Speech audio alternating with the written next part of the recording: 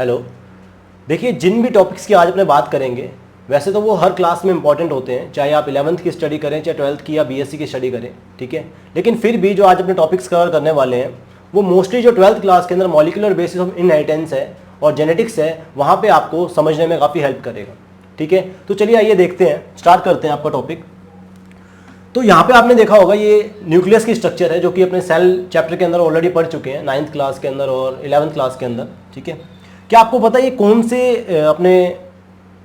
कौन सी स्टेज का न्यूक्लियस का डायग्राम बनाते हैं? हमेशा इस तरह का जो डायग्राम होता है जिसमें अपने को क्रोमेटिन दिखाई दे रहा होता है, न्यूक्लियोलस दिखाई दे रही होती है। तो हमेशा ध्यान रखिएगा ये जो स्टेज है वो होती है आपकी इंटरफेज। इंटरफेज का न्यूक्लियस होता है ये। तो ये जो स्ट्रक्चर है वो है आपके इंटरफेज न्यूक्लियस की, ठीक है। बाकी जो स्टेजेस होती हैं, लाइक जैसे ही सेल डिवीजन स्टार्ट होता है या सेल साइकिल स्टार्ट होता है तो वहां पे आपको पता है कि न्यूक्लियर मेम्ब्रेन जो है वो धीरे धीरे गायब होना चालू हो जाती है, ठीक है, डिजनरेट होना चालू हो जाती है। और जो आपका जो जेनेटिक मटेरियल है क्रोमेटिन है वो कंडेंस होकर क्रोमोसोम्स में कन्वर्ट हो जाता है, ठीक है। तो वहां पे अलग स्ट्रक्चर होती है। ये न्यूक्लियस की स्टडी के लिए सबसे बेस्ट जो होती है वो होती है आपकी इंटरफेज, जिसमें आपको इस तरह की स्ट्रक्चर दिखाई देती है, आपको डबल मेम्ब्रेन दिखाई देती है, आपको पोर कॉम्प्लेक्स दिखाई देता है और आपका जेनेटिक मटेरियल जो है क्रोमेटिन की फॉर्म में दिखाई देता है, राइट। तो देखिए ये आपका क्रोमेटिन, राइट। क्रोमेटिन भी दो तरह के हैं, ठीक है। एक आपको लाइट दिखाई दे रहा है और एक आपको डार्क दिखाई दे रहा है, ठीक है। तो चलिए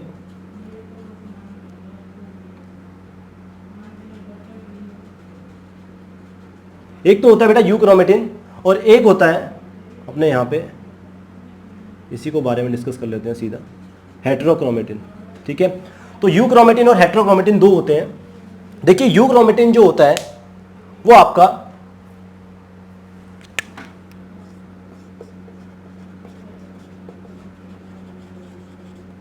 फंक्शनली एक्टिव रहता है। कहने का मतलब क्या है कि आपका जो यू क्रोमेटिन होता है उसमें हिस्टोन प्रोटीन्स कम होती है और रिलेटिवली जो डीएनए का अमाउंट है वो ज्यादा रहता है, जिससे क्या होता है कि आपने एक चीज सुनी होगी कि डीएनए से आरएनए बनता है, मोस्टली हम आरएनए की बात करते हैं, और फिर उससे प्रोटीन्स बनती हैं, ठीक है। तो जिन प्रोटीन्स या जिन भी स्ट्रक्चर्स की अपने बात करते हैं वो जो डीएनए का जो पार्ट होता है, ठीक है, वो यू क्रोमेटिन के अंदर होता है। कहने का मतलब इसी का ये फंक्शनली एक्टिव यूनिट्स है जिनका ट्रांसक्रिप्शन होता है, ठीक है। तो ट्रांसक्रिप्शनली एक्टिव यूनिट्स जो होती हैं वो यू क्रोमेटिन होती हैं।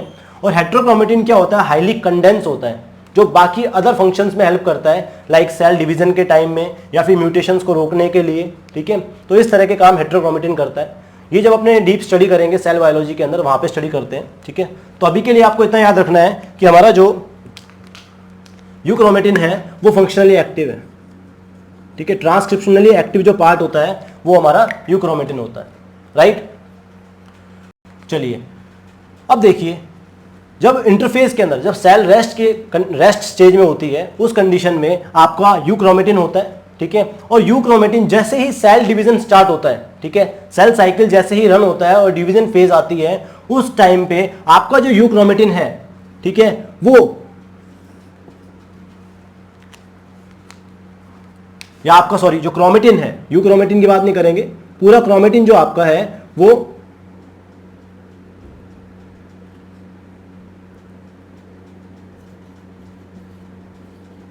कंडेंस होके क्रोमोसोम में कन्वर्ट हो जाता है, right. Fix number of chromosome. देखिए इन क्रोमोसोम्स के नंबर हर स्पीशीज के लिए क्या रहेंगे? फिक्स रहेंगे क्रोमोसोम्स, ठीक है। तो आपका जितना भी न्यूक्लियस के अंदर जितना भी क्रोमेटिन होगा at the time of cell division ये कंडेंस हो जाएंगे और ये जो स्ट्रक्चर्स हैं ये कंडेंस होके क्या बना देती हैं? क्रोमोसोम बना देती हैं, और वो भी फिक्स। जैसे कि अपने अंदर कितने होते हैं? 46 क्रोमोसोम्स होते हैं, तो अपना ये फिक्स नंबर है, राइट। तो अपना जितना भी जेनेटिक मटेरियल जितना भी क्रोमेटिन है वो कंडेंस होके क्या बना देगा? फिक्स नंबर ऑफ क्रोमोसोम्स बना देगा, राइट। अब देखिए, और क्रोमोसोम जो होता है वो देखिए वो ये है, ठीक है। ये जो हाईली कॉइल्ड स्ट्रक्चर है जहां पे हिस्टोन प्रोटीन्स जो हैं वो बाइंड करने में हेल्प कर रही हैं, ठीक है। तो इस हिस्टोन के चारों तरफ अपना जो डीएनए, अब देखिए क्रोमोसोम किसका बना होता है, ठीक है।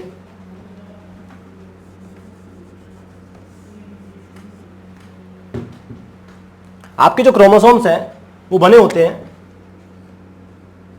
यूक्रोमेटिन की बात कर रहे हैं, ह्यूमंस की बात कर रहे हैं, ठीक है, यूक्रोमेटिन जो यूकैरियोटिक सेल्स की बात कर रहे हैं। यूकैरियोटिक सेल्स जो है उसमें आपका जो मेन होता है वो होता है डीएनए और हिस्टोन प्रोटीन्स। इसके अलावा भी कुछ प्रोटीन्स होती हैं, ठीक है। मेनली जो है आपका डीएनए और हिस्टोन प्रोटीन आपके क्रोमोसोम्स के अंदर होते हैं प्रेजेंट, राइट। तो देखिए डीएनए जो होता है वो हिस्टोन के ऊपर बाइंड होकर न्यूक्लियोसोम्स बनाते हैं और वो हाईली कॉइल्ड स्ट्रक्चर, जो रोड लाइक स्ट्रक्चर्स जो अपने कहते हैं वो कन्वर्ट हो जाती है, वो क्रोमोसोम होते हैं। तो दिस इज आवर क्रोमोसोम, ठीक है। अब देखिए अगर मैं क्रोमोसोम कैसे बना होता है वो देखिए जरा, आपको यहाँ पे स्ट्रक्चर दिखाई दे रही है कि आपका जो डीएनए है उसमें हिस्टोन प्रोटीन जैसे ही बाइंड होती जाती है और बाइंड होकर क्या है हाईली कॉइल्ड स्ट्रक्चर में कन्वर्ट हो जाती है, रोड लाइक, ठीक है। जैसे ही अपने क्या करते हैं, जैसे अपने अपने जो स्वेटर्स होती हैं हैंडमेड जो होती हैं आपके घरों में बनाती हैं मदर्स वगैरह, तो जैसे अपने ऊन को जो जैसे ही अपने उसको थ्रेड को ऐसे खींचते हैं तो उस तरह की स्ट्रक्चर है ये। तो देखिए इस तरह से आपका डीएनए मॉलिक्यूल बाहर आ जाता है लंबा, ठीक है। स्टोन बाइंडेड होती है, तो यहाँ पे आके स्टोन बाइंडेड होती है। अगर डीएनए के थ्रेड को इस तरह से खींचूं तो देखिए कुछ इस तरह की स्ट्रक्चर दिखाई देती है, ये आपका डीएनए है। आपने पढ़ा होगा डीएनए जो होता है वो आपका डबल हेलिक्स होता है, मतलब उसमें डबल हेलिक्स होती है, हाईली कॉइल्ड होता है, तो वो ये स्ट्रक्चर अपने को दिखाई देती है, ठीक है। और उसके बीच में ये जो है ये आपके न्यूक्लियोटाइड्स के बीच में, दोनों स्ट्रैंड्स के बीच में देखिए इस तरह की स्ट्रक्चर होती है। चलिए दोबारा बनाते हैं अच्छे से।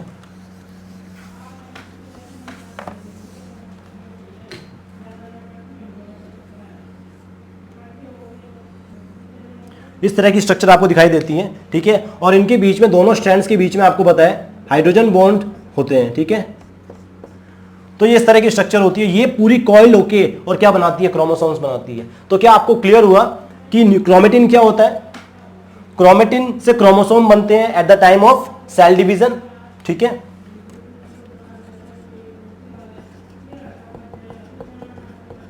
ठीक है, तो एट द आपके जो सेल डिवीजन के टाइम है, at the time of cell division chromosomes form होते हैं किससे? आपके क्रोमेटिन से। आपके जो क्रोमोसोम्स हैं जो आपके यूकैरियोटिक सेल्स के, वो बने होते हैं किससे? डीएनए और हिस्टोन प्रोटीन से, ठीक है। चलिए, प्रोकैरियोट्स के अंदर हिस्टोन प्रोटीन एब्सेंट रहती है, यूकैरियोट्स में हिस्टोन प्रोटीन प्रेजेंट होती है, तो इस स्ट्रक्चर में प्रेजेंट होते हैं। तो आपको एक बात पता चली कि क्रोमेटिन्स क्या है, आपके क्रोमोसोम्स क्या है, डीएनए का क्या होता है। तो देखिए डीएनए का ही बना होता है सब कुछ, आपका जेनेटिक मटेरियल डीएनए है। अब बात करेंगे जीन क्या होती है, ठीक है। तो कई बार क्या होता है, सीधा अपने पढ़ लेते हैं बुक से, बुक की डेफिनेशन छोटी क्लासेस के, और अपने को वही याद रखते हैं हमेशा कि डीएनए जो जीन्स होती हैं वो हेरिडिटरी यूनिट्स हैं, ठीक है, जो कि आपके क्रोमोसोम्स के ऊपर चिपकी हुई होती है, ठीक है। अब बीड लाइक स्ट्रक्चर्स होती हैं जो क्रोमोसोम के ऊपर चिपकी होती हैं, तो ऐसा कुछ नहीं होता है, ठीक है। देखिए जो बेसिक फंडा क्या है, आपका जो डीएनए है, ठीक है, मैंने उसको इस तरह से अलग कर लिया है, ठीक है। आपके डीएनए के ही क्या, आपका डीएनए आपको पता किससे मिलकर बना होता है? आपको पता होगा न्यूक्लियोटाइड्स से मिलकर बना होता है, राइट। न्यूक्लियोटाइड्स किससे मिलकर बने होते हैं? तो एक न्यूक्लियोटाइड के अंदर क्या क्या होता है? नाइट्रोजन बेसेस होते हैं, एडेनिन, ग्वानिन, साइटोसिन और थाइमिन, राइट। दूसरी चीज जो होती है वो होती है आपकी पेंटोज शुगर, जिसमें डीऑक्सीराइबोज शुगर अपने लेते हैं,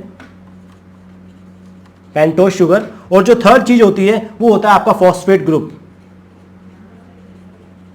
ठीक है। ये आप सब चीजें आपको पता है, आप 11th क्लास में जब सेल बायोलॉजी आपने की थी तो आपने पढ़ा था, ठीक है। न्यूक्लियोटाइड्स में नाइट्रोजन बेस, पेंटोज शुगर और फॉस्फेट ग्रुप, ये तीन चीजें होती है जो न्यूक्लियोटाइड मिलकर बनाते हैं, ठीक है। चलिए, तो ये न्यूक्लियोटाइड्स ही होते हैं। जिस तरह से आप देखिए, अगर मान लो अगर मैं इस स्ट्रैंड की बात करूं, एक स्ट्रैंड की बात करूं, तो उसमें भी ऐसा ही होगा। क्या, यहां पे आपका नाइट्रोजन बेस होगा, ठीक है।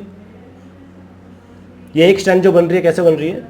नाइट्रोजन बेस, नाइट्रोजन बेस से आपका पेंटोज शुगर, और पेंटोज शुगर से आपका फॉस्फेट ग्रुप जुड़ा होता है, ठीक है। इसी तरह से क्या होता है, ये होता है पेंटोज शुगर, नाइट्रोजन बेस, इसी तरह से आपके ये पेंटोज शुगर फिर से आ जाएगी, और ये नाइट्रोजन बेस। तो इस तरह से आपकी ये एक चेन पूरी बनी होती है, फॉस्फेट ग्रुप, ठीक है, फिर से नाइट्रोजन बेस। तो ये देखिए ये आपकी एक स्ट्रैंड बन गई। ऐसा ही सेम यहाँ पे होता है कि नाइट्रोजन बेस आ जाएगा, नाइट्रोजन बेस के बाद में पेंटोज शुगर, और फिर आपका फॉस्फेट ग्रुप, फिर पेंटोज शुगर, नाइट्रोजन बेस, और ये नाइट्रोजन बेस जो होते हैं वो आपस में सामने से जुड़े होते हैं, ठीक है, इस तरह से। ये जो बॉन्ड्स है अपने को हाइड्रोजन बॉन्ड्स दिखाई देते हैं नाइट्रोजन बेसेस के बीच में, तो दो स्ट्रैंड्स के बीच में इस तरह के जो बॉन्ड हैं वो ये रहे हाइड्रोजन बॉन्ड्स, ठीक है। तो इस तरह से तीन चीजों से मिलके एक चेन बनी होती है, आपकी एक साइड बनी होती है, ठीक है। और पॉलीन्यूक्लियोटाइड मतलब देखिए, एक अगर मैं इसकी बात करूं तो ये दूसरा, ये तीसरा, इस तरह से एक के बाद एक न्यूक्लियोटाइड एक दूसरे को अरेंज कर लेते हैं, ठीक है, और डीएनए की स्ट्रैंड बना लेते हैं, ठीक है। तो ये तो है आपका बेसिक डीएनए की स्ट्रैंड का। पॉलीन्यूक्लियोटाइड की क्या होती है, सीक्वेंस होता है, पॉलीन्यूक्लियोटाइड की चेन होती है, ठीक है, एक सिंगल स्ट्रैंड। और ऐसे ही सेम सीक्वेंसेस सामने होते हैं, इसके बिल्कुल एंटी पैरेलल जो होते हैं, जो दूसरी स्ट्रैंड होती है बिल्कुल एंटी पैरेलल होती है। चलिए, तो ये डीएनए की बात थी। अब आइए बात करते हैं जीन की। तो आपको एक बात पता चली कि हमारे जो क्रोमोसोम्स हैं वो डीएनए के बने होते हैं, ठीक है। अब देखिए जीन क्या होता है, ठीक है। देखिए जितने भी अपनी बॉडी के अंदर स्ट्रक्चर्स है, लाइक देखिए मेरा जो फेस है, ठीक है, उसमें मेरी जो आईज की स्ट्रक्चर है, मेरे नोज की स्ट्रक्चर है, मेरी जो फेस की जो स्ट्रक्चर है, ठीक है, या मेरी बॉडी की स्ट्रक्चर है, वो सब डिपेंड करती है कि मेरे अंदर जो जेनेटिक मटेरियल है उसमें क्या इंफॉर्मेशन स्टोर्ड है, ठीक है। और वो इंफॉर्मेशन स्टोर कहाँ होती है, आपके डीएनए के अंदर स्टोर होती है, ठीक है। आपके न्यूक्लियोटाइड्स के सीक्वेंस पे डिपेंड करता है, ठीक है। तो एक्चुअल में कुछ नहीं है, आपके डीएनए के जो न्यूक्लियोटाइड है उनके सीक्वेंस जो होते हैं, ठीक है।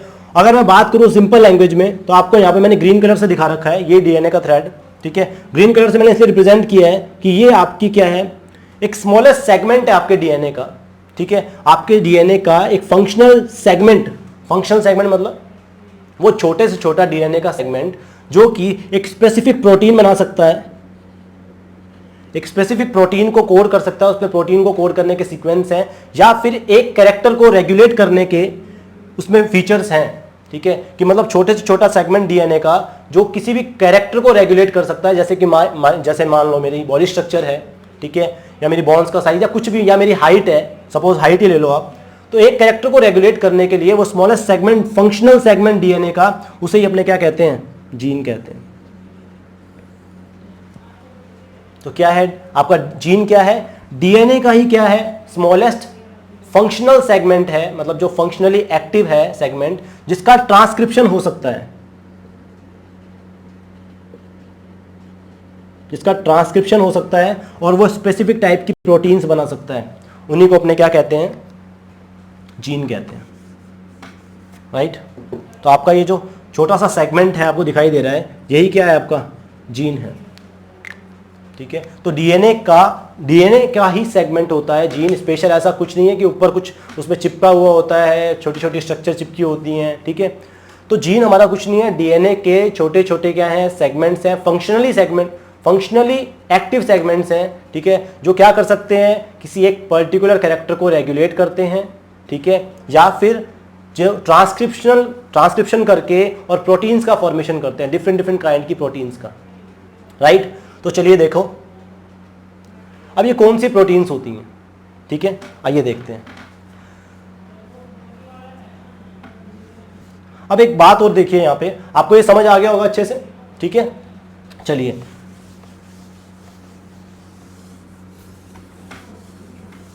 देखिए, मैंने अभी एक चीज बोली कि डीएनए के अंदर सारा इंफॉर्मेशन होता है, राइट। तो ये इंफॉर्मेशन कहां से आता है, उनकी बात करते हैं, ठीक है। फिर मैं आपको बताऊंगा कि प्रोटीन्स, डीएनए से आरएनए बनता है, आरएनए से प्रोटीन बनती है, तो क्या क्या होता है वो, ठीक है। चलिए देखिए, मेरा जो न्यूक्लियस है, मेरी जो सेल है, आपको पता है आपकी बॉडी में दो तरह की सेल्स होती हैं, एक सोमेटिक सेल्स होती हैं और एक आपकी गैमेट सेल्स होती हैं, या एग होगा या आपकी गैमेट सेल्स होंगी, ठीक है। तो रिप्रोडक्टिव सेल्स हैं आपकी गैमेट सेल्स, और आपकी बॉडी की जो नॉर्मल सेल्स है, लाइक आपकी स्किन की, आपके किसी भी टिश्यू की, उन सेल्स को अपने बोलते हैं सोमेटिक सेल्स। आपको एक बात पता होगी कि आपकी सोमेटिक सेल्स जो होती हैं वो सारी की सारी 2n होती है, राइट। और 2n का मतलब क्या होता है, डिप्लॉइड। लेकिन जितने भी आपकी गैमेट सेल्स हैं वो सारी की सारी n होती हैं। n का मतलब क्या होता है, हैप्लॉइड। हैप्लॉइड सेट है, इसका मतलब देखिए, तो ध्यान रखिए आपकी बॉडी की सेल्स आप कैसे बने, आप कैसे बनते हो। देखिए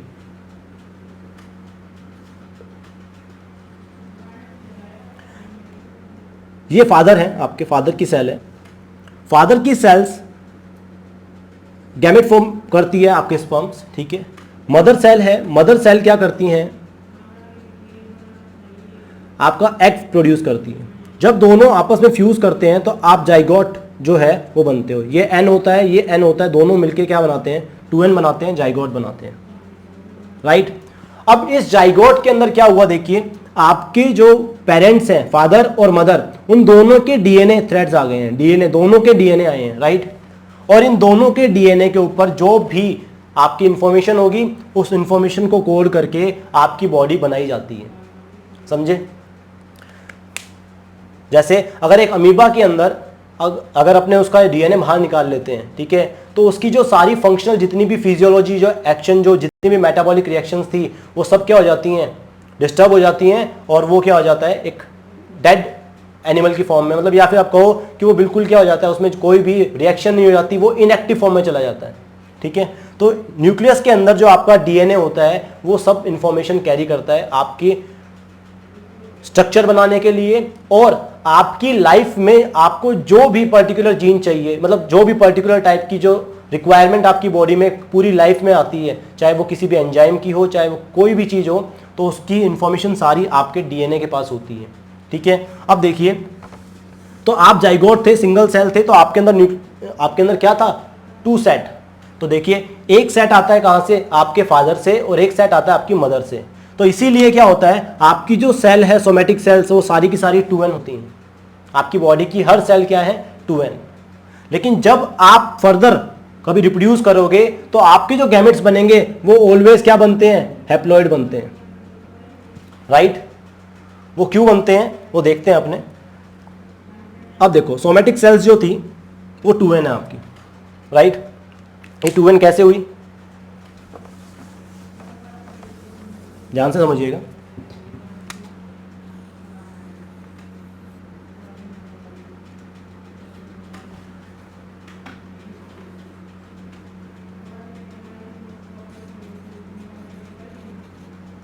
फादर ने आपके जो स्पर्म भेजा था वो था 23 क्रोमोसोम्स के साथ में, राइट। और इधर से मदर का जो एग था, एग सेल जो थी, उसके अंदर भी क्या थे,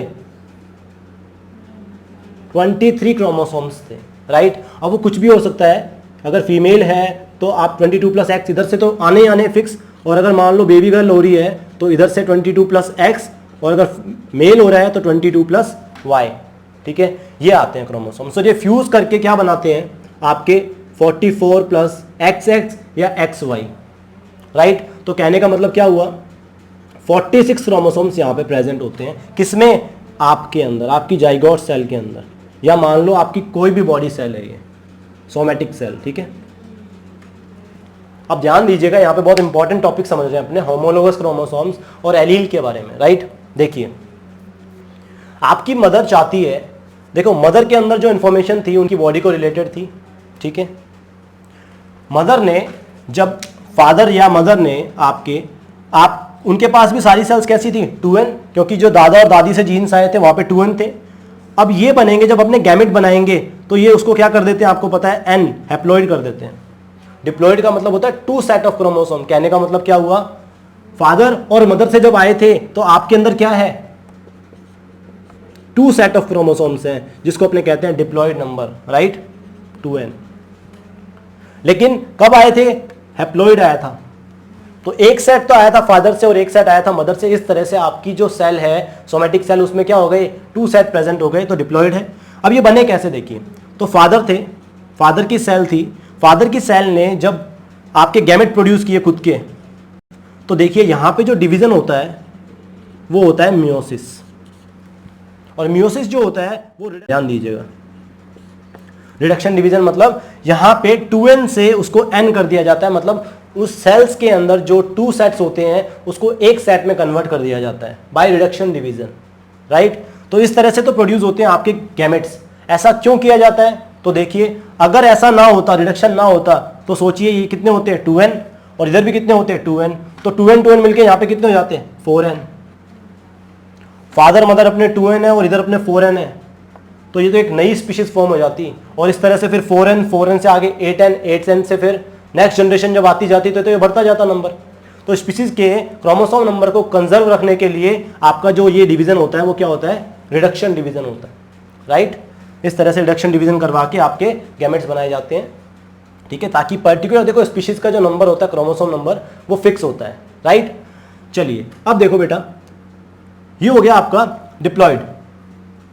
अब देखिए ध्यान से समझना, फादर और मदर जो होते हैं, अब जैसे आपकी जो नॉर्मल सेल है, मुझे यहाँ पे चोट लग गई मान लो, सोमेटिक सेल्स है, से ये केस सिर्फ आपका रिप्रोडक्टिव सेल्स में होता है, मतलब एट द जब आपके गैमेट फॉर्मेशन होंगे उसी टाइम पे ही अपने मियोसिस करवाते हैं, राइट।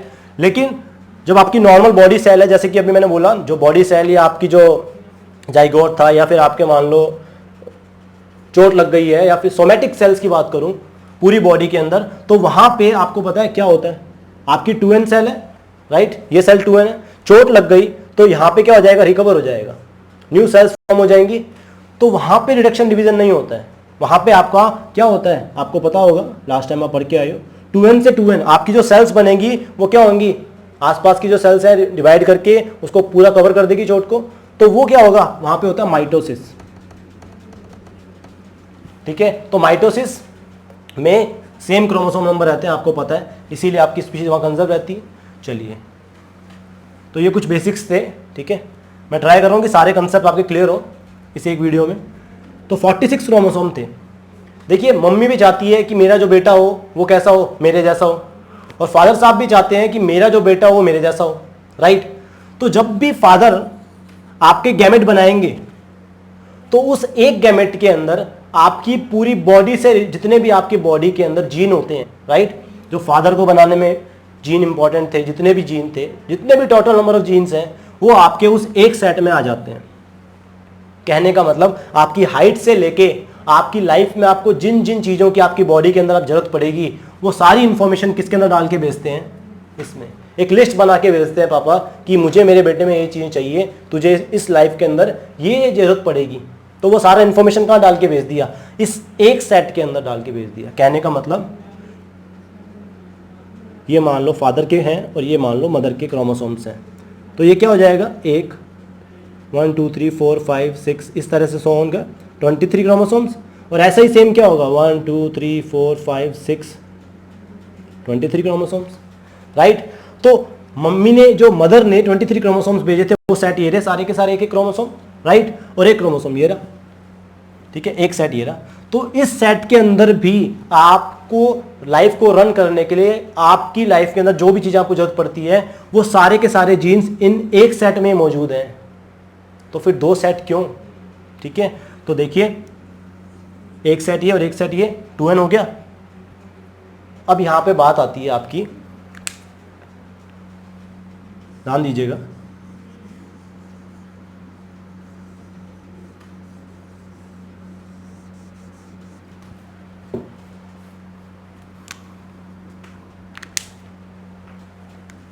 अब मैं बात कर रहा हूं 1 नंबर क्रोमोसोम को लेके।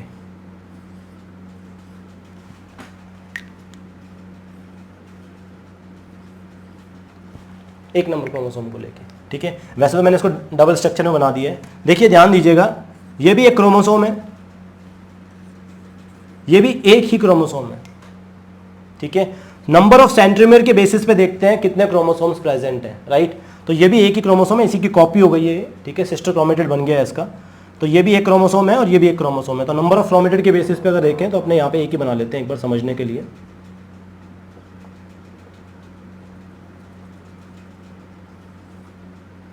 ठीक है, चलिए देखिए, तो ये आपका फर्स्ट क्रोमोसोम, 1 नंबर क्रोमोसोम लेके चलता हूं आपको समझाने के लिए।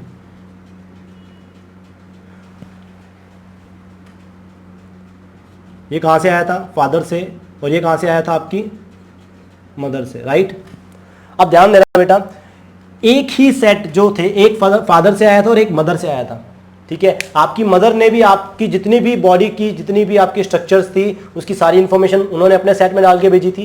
कहने का मतलब अगर हाइट को रेगुलेट करने वाला जीन है तो वो मम्मी ने भी डाल के भेजा था और वो पापा ने भी डाल के भेजा था।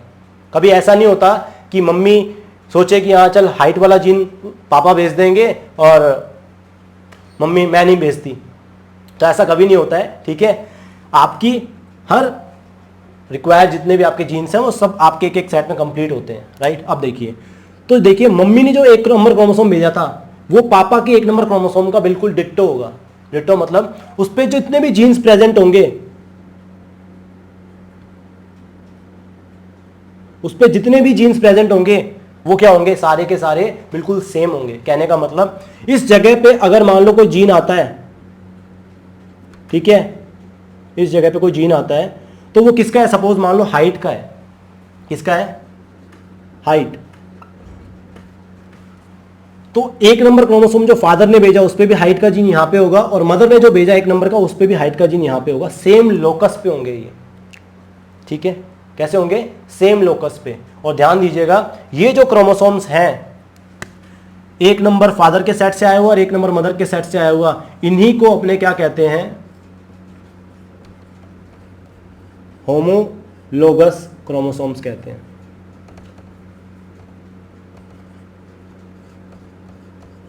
जो स्ट्रक्चर, साइज, शेप में बिल्कुल क्या होते हैं, सेम होते हैं। ठीक है, वो क्या है, एक डिप्लॉयड सेट में, ठीक है, जो भी बिल्कुल सेम स्ट्रक्चर, साइज के होते हैं वो क्या होते हैं, होमोलोगस क्रोमोसोम्स होते हैं। उनका केमिकल कंपोजिशन भी सेम रहेगा। कहने का मतलब उनका जेनेटिक मटेरियल जो भी है उनमें सेम जीन्स होंगे, राइट।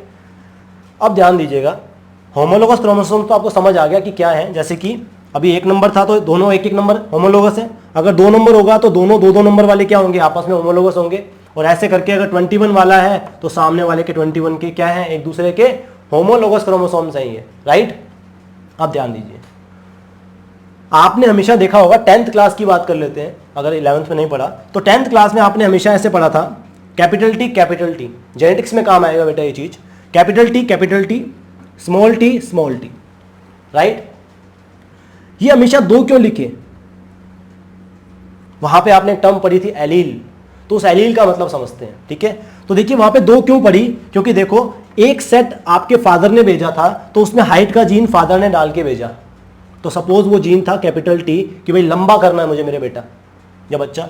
इधर से मदर भी कहती कि मुझे भी लंबा चाहिए, तो उन्होंने भी क्या किया, टॉल का जो अपना था वो डाल के भेजा कि टॉल होना चाहिए हाइट का जीन, राइट।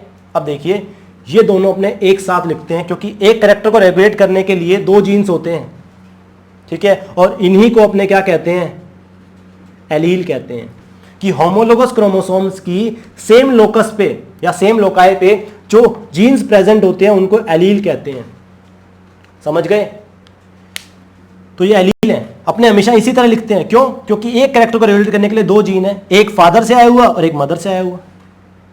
अगर फादर साहब कहते हैं मुझे तो मेरा बच्चा छोटा चाहिए, ज्यादा लंबा क्या करना है, तो मम्मी कहती कि मुझे लेकिन लंबा चाहिए, तो फिर उस कंडीशन में क्या हो जाता है, कैपिटल टी स्मॉल टी। या फिर फादर कहे मुझे लंबा चाहिए और मदर कहे कि मुझे शॉर्ट चाहिए, तो भी ऐसा ही आएगा, हेट्रोजाइगस कंडीशन बन जाएगी। लेकिन अगर दोनों ही कहें कि यार हमको छोटा ही चाहिए, तो क्या हो जाएगा, वो ये वाली कंडीशन आ जाएगी, स्मॉल टी टी, राइट। तो इसीलिए बेटा एक फादर एक मदर, ये एलील, दोनों एलील्स को शो करता है, ये एलील हैं दोनों, ठीक है। एक जीन ये रहा, एक जीन ये रहा, लेकिन दोनों एक दूसरे के क्या है, एलील है। सेम होमोलोगस क्रोमोसोम्स की सेम लोकस पे प्रेजेंट है, सेम कैरेक्टर को रेगुलेट कर रहे हैं, तो दे आर एलील्स।